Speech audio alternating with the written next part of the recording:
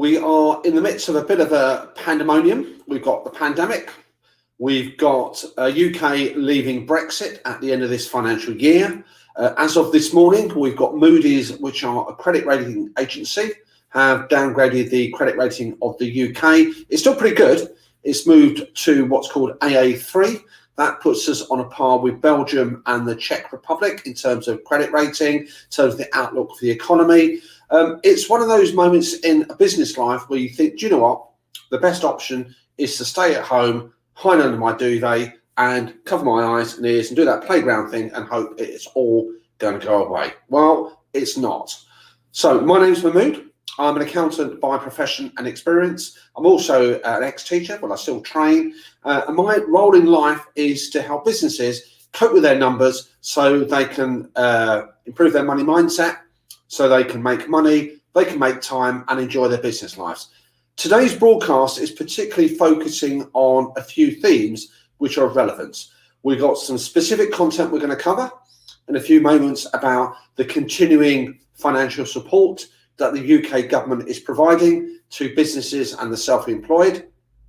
We're going to look in terms of what those individual schemes are, and I'm going to overview what the key conditions are. We're also going to have a look in terms of the numbers. We're also going to have a look at the conditions. We're then going to go up in terms of having a look in terms of compliance. So there are rules of the game that we've got to keep up with. And we're also going to then, more importantly, think, what do we do armed with all this information? So for me, it's knowing what the knowledge is, but it's actually about what we actually do with that as individuals. How do we actually incorporate that and blend that in? Now, I'm just going to pause for a second or two. Those of you who are coming up on replay, if you hit hashtag replay, thank you very much for your company. Hit that hashtag replay in the comments section. I know you're out there. I can respond to your questions. If you're here live, eating your breakfast or just enjoying yourself, thank you very much for your company. I'm just going to intervene a little bit here because my technology says there's a problem with LinkedIn. Well, who knows? There may or may not be a problem of LinkedIn and broadcasting it. So in terms of what we're going to cover today, before we actually look at the detail, I think there's a few things that we really need as business owners to get our heads around here. So by the power of magic, by the power of Grayskull, let's bring in our first ticker tape here. Now, before you deal with any business situation, before you actually gather the information about what financial support you've got, what does it mean, how does it help my business here, you've got to approach any situation going forward and currently with what I call the right mindset. So that biggest battle that goes on in our business lives is what's happening between our ears. And our approach to times of challenge, our approach to how we tackle things here is very much influenced and structured by how we approach it. Now, I'm not saying that we have to be happy clappy people, but I'm thinking if you go into a situation thinking that that's it, it's all doom laden, that actually there is no hope, that actually my business is going to take a real panning, then that's not the right attitude to approach it. You need to understand what the situation is first of all. You need to have a bit of a clear headspace. You need to go into it with some degree, when I say positivity, in most situations in our business life, there are always options, there are always alternatives, there are always things that we can do to try and modify and reduce the impact of something that's going to be really bad. So until the bailiffs knock on that door, until everything is done and dusted, please do not give up on your business. Please do not give up on what your ambitions are and aspirations here. You've really got to get the right approach. And secondly, you've got to remain calm. Anxiety, which is understandable, pressure points, feeling panicky, thinking that nothing's going to happen that's of a positive nature will actually destroy your outlook. We need that calm, sane outlook. Businesses that have gone through turbulence here is really in the strength of their leader, and that leader is you in your business, to make sure that you've got the right mindset, the right approach to deal with it. The next thing that you need to actually articulate in your business is what is your story. So what is your aspiration? What is your plan? What is the way forward for your business? How do you intend to take it forward? And that story, you might call it a business plan under another guise, is going to be shaped, not driven by what the numbers are saying. And you need to get to grips with your numbers. And when I say get to grips with them, if you've got a phobia of numbers, which is perfectly understandable, you have, by either talking to your advisors, accessing that data, and you need to see what the numbers are telling you. What do the numbers actually tell you? And numbers, believe it or not, are your best friend in business. They will guide you. They will give you insight. They won't lie to you. And actually, for me, once you've actually figured out what is happening in your landscape, once you've gathered all the relevant data, all the options that you've got available to you, that for me is a very liberating thought in your mind in terms of having a plan, having actions, having options is really the best way forward. And I promise you, it will actually minimize the amount of anxiety that you're feeling. And ultimately, whatever the story tells you, whatever the landscape ahead is informing you, you need to take action. Inertia, inaction is not much good to anybody. So as a reminder, if you're coming onto replay, put in #replay. Again, thank you for your company. If you've got any questions that come from this, then please, by all means, chuck them in and I'll answer them as we go through. So as a reminder, what are we going to cover in this here? We're going to talk about job retention bonus. I talked about job support scheme, furlough Mark 2, if you wish, last week.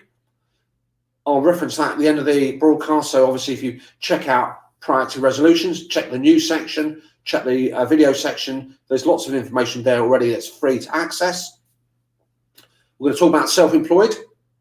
So what's the new extension that's going to look like from the 1st of November? We're going to look at cash grants. There is some cash on the table on top of this. If one of the financial pressures you're facing is because you've got tax bills coming up, there are somewhat called time to pay, and I'm going to focus on two of the key ones for business owners, and that's in terms of VAT and your personal tax return. We're also going to have a look at our friends Hmrc, by the way. And Hmrc, in terms of everything that's going on here, we've got a bit of a backstory creating up with them, and we're going to talk effectively 2001 Space Odyssey. We're going to talk about compliance, we're going to talk about rules, and we're going to talk about a note of caution that if for any reason you've erred, so I keep getting these messages saying there's some issue with LinkedIn, so my apologies for that. So LinkedIn, please, if there is an issue at your end, please try and rectify it as soon as you can. So in terms of the Hmrc, we're going to look at rules and regulations. In any financial support mechanism, there will always be rules and regulations, and it may be that you innocently or otherwise fall foul of that, and I'm actually going to tell you about some of the compliance rules and also give you a bit of a warning here about what Hmrc is up to in the background and what they've already started to do in terms of recovery action and breach of compliance. And then finally, we'll round up with what do we do next. Some of that I've already flagged up, but I'll reinforce that and round that up at the end of the broadcast. Now, last week, we talked about the job support scheme. As a very brief reminder of that, again, more detail if you check out the broadcast from last week. There is also news articles on our website, proactiveresolutions.com. You can see top left on the screen under my podcast logo of I Hate Numbers. Check the web address there, check the news, check the podcast section, and you've got loads of information that's going to help guide you through. So the new job support scheme typically says there are two variations. Your employee, first of all, works a minimum of 33% of the hours. You effectively then, whatever the shortfall is between their regular and their actual paid for hours, you contribute a third. The employee takes a pay cut of a third effectively, and the government contributes a third as well. Variation number two is if you're forced to shut down your business by local lockdown restrictions, say a tier 3 that kicks in, then you don't have to make a financial contribution and you can get up to £2,100 per month per each employee. Now, this job retention bonus that I mentioned last week is really something that you need to consider. So there are two variations on how it applies. This is for those employers, and remember, employers can be your own limited company. It can be a sole trader business that employs staff. It can also be a limited company that employs one. So effectively, it covers a whole wide range of what are constituted employers. Right.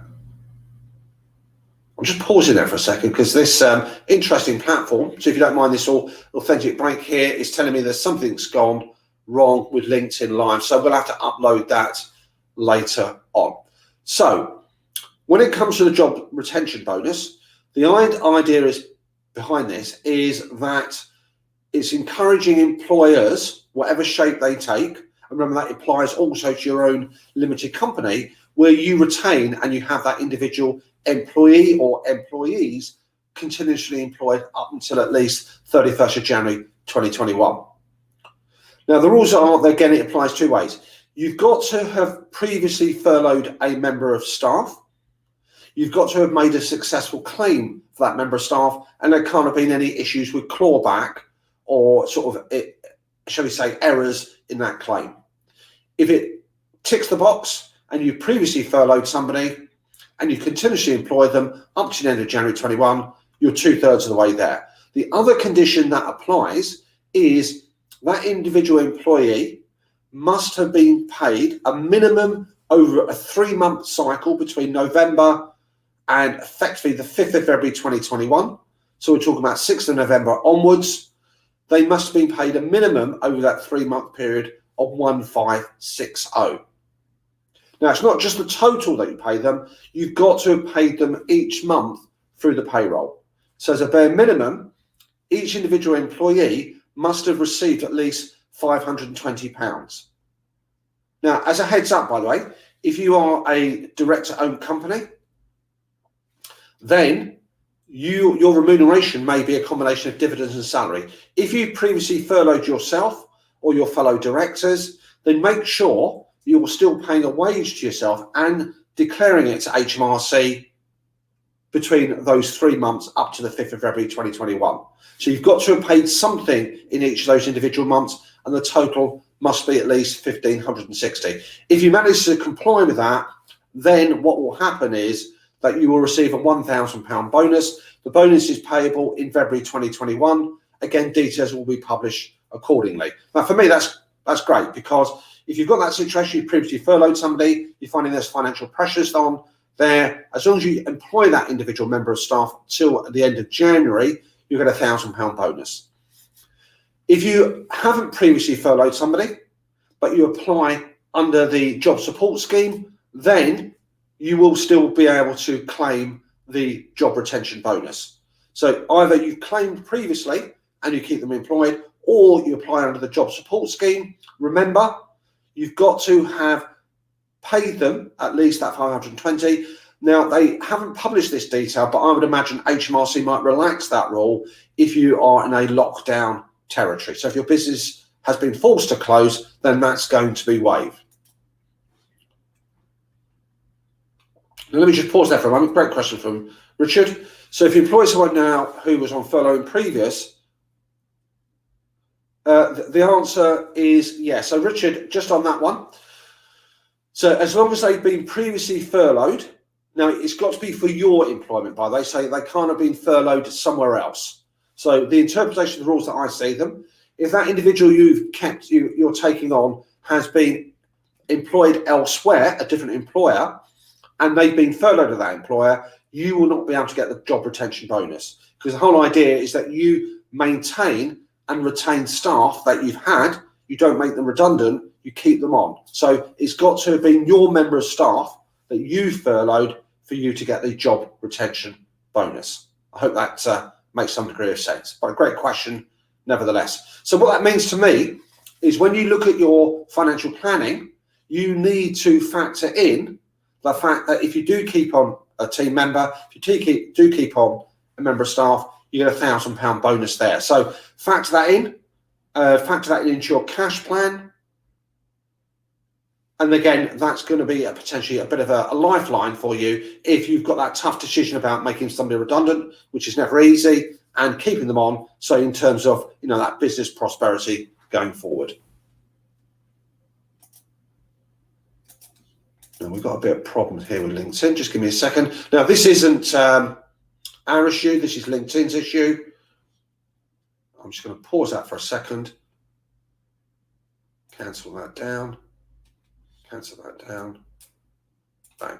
We don't want people of LinkedIn to lose out, do we, Facebook people or Twitter people? But it looks like they're going to. So I'm just going to ignore this now, if that's possible, and let's just carry on. So naughty LinkedIn, there's an issue there with the streaming. So let's get back to where we are. So we talked about job support scheme last week. We talked about the job retention bonus, a bit more detail today, and now the self-employed grant. Now, again, detail has not yet been published fully. And as a reminder, self-employed means that you complete the self-employed section in your personal tax return. It also means that you've got to have been self-employed at 18, 19. Now, if you are self-employed and you fit the eligibility criteria, the inference seems to be that the same qualifying criteria will apply.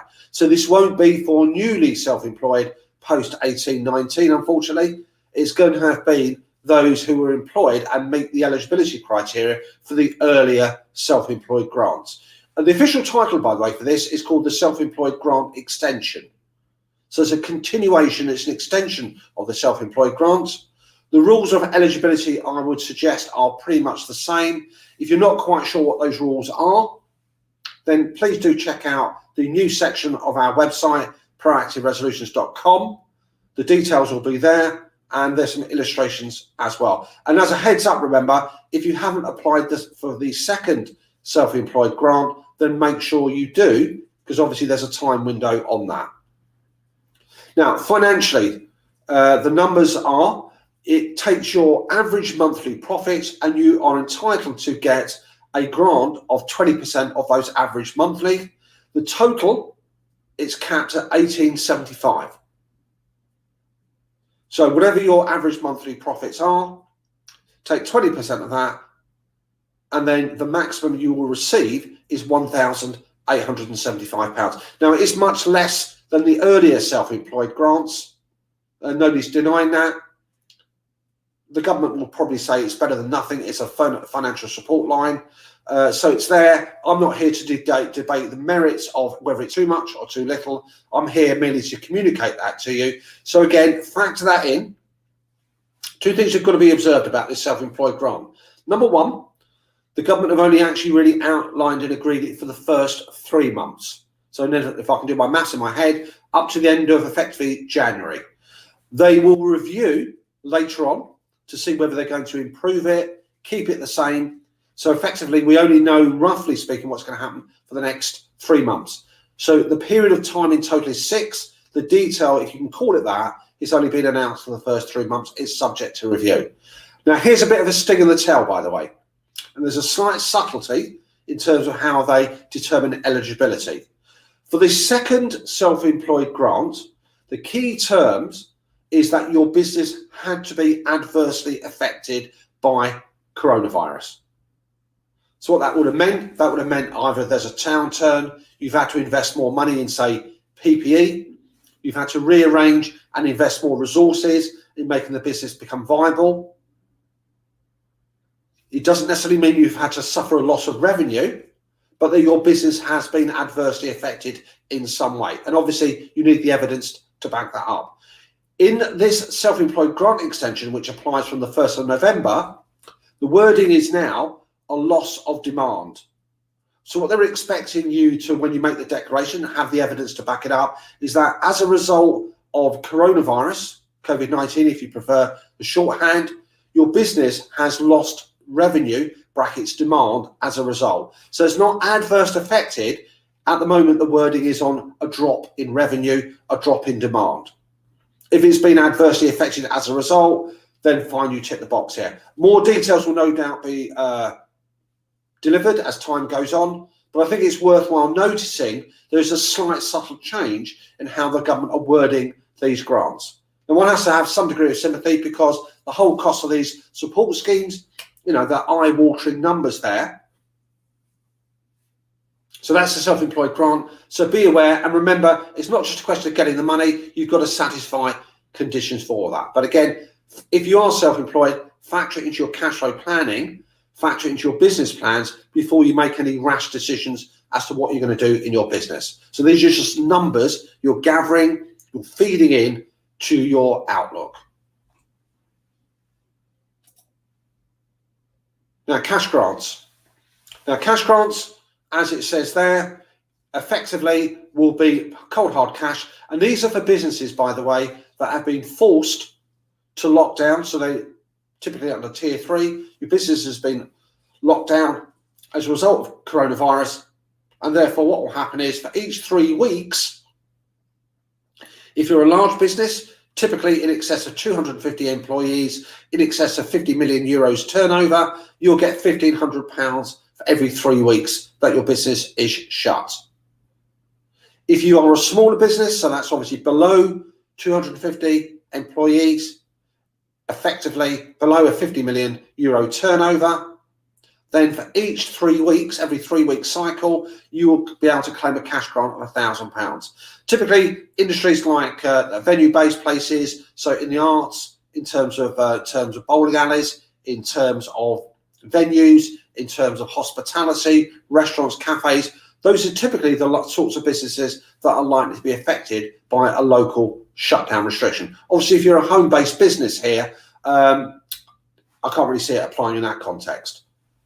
So again, it's money, it's a cash grant, then factor it into your plans. Now, let me talk about the last few here.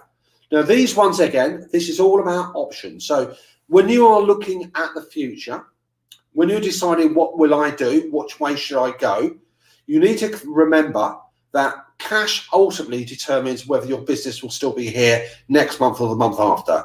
Even if you don't make profits, even if it's going to be turbulent, as long as you've got the access to cash to keep that business ticking over, and you've got an optimistic outlook for as in the future, you're making plans to diversify, all those wonderful things there, cash is the thing that will keep the wheels turning. Cash is the thing that makes sure you're still here. And if you don't have the cash, then basically say goodbye, and you're going to have to seek alternative ways to live your life. So cash is critical. But when it comes to cash, the judgments here, you have also the options to delay bills and obligations that are likely to be met from your business. Now, let me have a look at these. These are called time to pay. And strangely, there's a subtle difference between the two of them. So the first one we're going to talk about, time to pay, is on VAT. Now, if you had VAT that was deferred from effectively 20th of March 2020 to 30th of June 20, and they were delayed until next March 2021, you are now allowed to repay those VAT arrears over a period of 11 installments. And the key thing is they're interest free. So if you decide, oh, actually my VAT that I've deferred, I won't have the cash to support to pay it back, then what I'd rather do is to spread the pain, so to speak, then you have the option of 11 interest-free installments to do that in. Now remember, you as a taxpayer, as a business, if you're in the VAT system, you're a tax collector. So you would have collected that tax, you would have put that to one side. In theory, if you haven't done, you should be. Then if you haven't got the cash to support that because you want to invest it, keep your business going, use it for other opportunities to grow the business, then you've got the option of delaying the payment and spreading it out. So that's something to consider. Now, self-assessment. Now, this works in two ways. If you've had a payment on account that you should have paid last July 2020, if you're thinking, what's a payment on account? Well, effectively, it's a payment upfront towards your following year's tax bill. Now, I'm going to talk about income tax again later on in the broadcast series. We're going to talk about payments on account as well. But as a quick heads up, check out the website. Again, there's information there on self-assessment and payments on account. I'm going to revisit this in more detail. Now, you would have had to pay that now by January 2021. And also, you'll have a personal tax bill to settle for 1920 as well.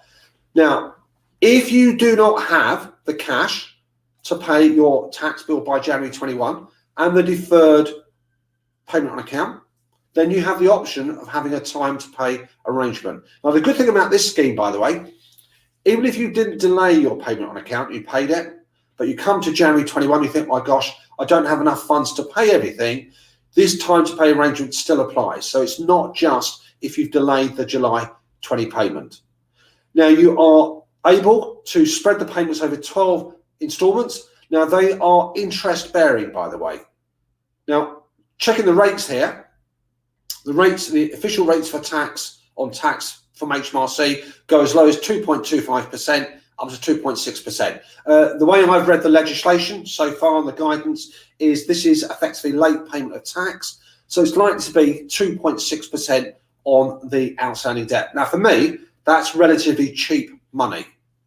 If you look at the cost of an overdraft, if you look at the cost of going for an unsecured loan, dipping into your own savings, whatever, that's an option, is 2.6% for me is quite modest. So if you have got significant sums to pay under 30k, then you can do it online. Now remember, you can do it online. It won't actually be guaranteed. It will depend on a lot of things there as well. But you can go through that process, but you will be paying interest, so factor the interest into it. And again, remember, what it's doing is not making the pain go away. You're just merely delaying paying it out. And I think really that cash flow smoothing, spreading out the payments, has got to be considered there. Hmrc will still expect, by the way, you to have evidence. I'm not going to say automatic, oh, you can spread it. You need to have reasons. So there will typically be questions around why can't you pay it? What have you tried to do to settle that payment? What's your personal situation like at the moment? That's the typical conversations that Time to Pay has. And that's part of the debt management unit of Hmrc. But for me, it's a good option. If it's over 30k you owe, by the way, so let's say, for example, you've had a capital disposal, you've got some large tax bills to pay, you can still enter into a conversation for Time to Pay. So again, it's going to relieve some of the anxiety, but it won't make it completely disappear. Cash flow delay, cash flow smoothing is a really great thing to consider. Now, I'm going to talk about Hmrc, and I want to talk about this in a more detailed broadcast later on because I think it's a real topical issue. Now, since the pandemonium of pandemic kicked in, since we've now got Brexit creeping up back into the conversation, since I mentioned about the AA mood rating, the economy is now back on here, and there's a lot of Hmrc stuff going on in the background, by the way, that maybe people aren't necessarily aware of, and I just want to flag these up at this stage. Number one, Hmrc and politicians are always driven, and Hmrc publish this details, what's called a tax gap. Now, you might think that's a very strange term to introduce. Let me explain what that is. If we look at what it costs to run the country, to run public services, to spend money on a variety of government initiatives, you need money from somewhere. And that money comes in from borrowing, it comes in from taxes. Now, the tax gap typically says, if we look at a situation where what we expect to collect from the taxpayer nation out there, businesses, individuals, limited companies, a whole wide range of corporate activities and consumer activities. One thing I do know, having done this for over 25 plus years, is that pretty much everybody from a child until the day that you pass away, you will pay tax somehow. Whether it's VAT, whether it's duty, whether you buy food, doesn't matter, you will be paying tax somehow. So you'll be collecting that. Now, between what they actually collect and what they are forecast to collect, there'll be a tax gap. And Hmrc have been investing money on resources, on technology, and on staff and in teams to reduce that tax gap by reducing and cutting down what they see as tax avoidance and tax evasion. Now, the difference between those two is what gets you sent to prison. Now, tax avoidance is perfectly legal. Tax evasion is a bit naughty. That will be the thing that will get you probably into hot water, and obviously something I would definitely not recommend. Now, the reason for me talking about tax gap, there's also legislation that goes on in the background. So from the 1st of December 2020, a director is now personally liable for any debts that are accrued, tax debts like PAYE, VAT, taxes that are due from customers, and that will be on the shoulders of a director. So if your company goes into insolvency, don't think all your debts are wiped off by any stretch. They're not. A director can be held personally liable for those debts of the company, and I would envisage they're going to use that even more. We've also got things like technology.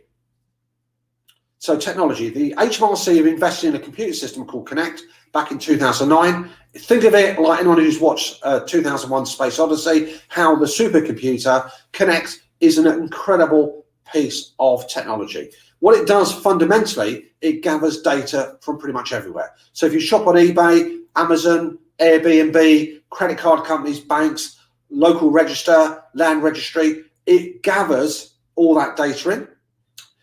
Hmrc have also invested in what I call a big team of data analysts, data miners, which is quite a weird term, those people who look for patterns. Effectively, and with making tax digital add into the mix, and again, I'm going to expand this later on, what you've got as a situation is that if you do not comply with the rules, if you accident or otherwise, is a greater likelihood of Hmrc being able to detect that activity. They've already written out 3,000 letters, by the way, earlier this year to employers under the job retention scheme, and asked them to recheck their numbers, which is shorthand. We think you made a mistake.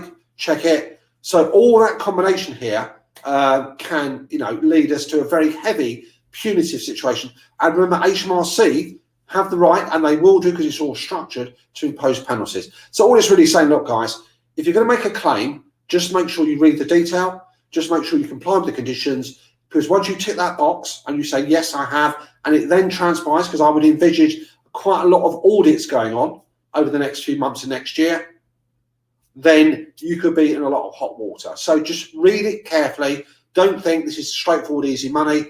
You've got to meet the conditions, and the devil's in the detail. Now, what do we do next?